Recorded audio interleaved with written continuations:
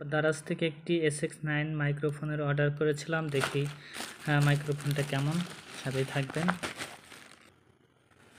মাইক্রোফোনের অর্ডার করেছিলাম SX9 model. ইনশাল্লাহ যেরকম অর্ডার দিয়েছি সেরকমই পেয়েছি।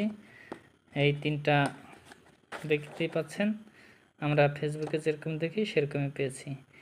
TX দুইটা আর হচ্ছে RX একটা। দেখি এর ভিতরে কি আছে। অসাধারণ তিনটা।